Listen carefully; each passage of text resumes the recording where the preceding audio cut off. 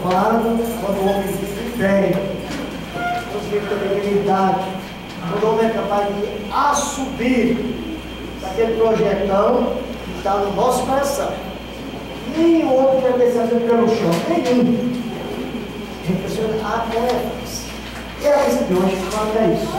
E só pode levar-se quem resgatou a Jesus Cristo. Quem está sentado na mesa é um sinalzinho que ele está cercando. Tem a consciência de sentar na mesa. Tem lugar para mais um. Por isso, em nome do Pai, do Filho e do Espírito Santo. Amém.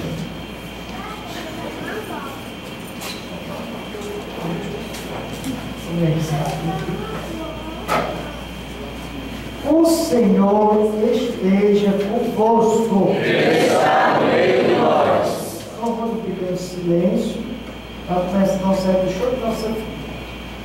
Nossos pecados, dificuldades, incertezas, os desafios que Ele deu às nossas frentes, que nós temos para enfrentar. Vamos pensar um pouco sobre isso.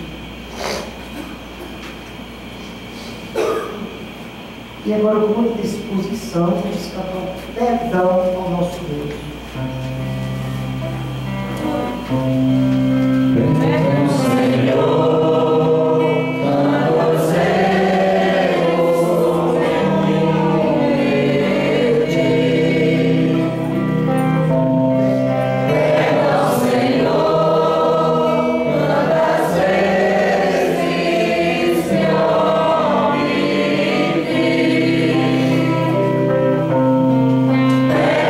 Senhor. Pelos mares.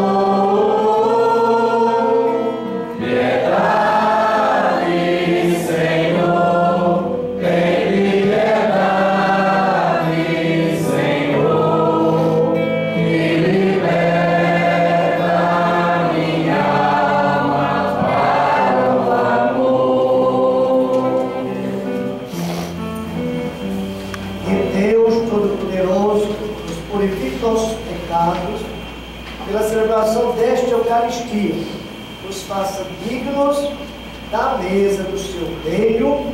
Amém.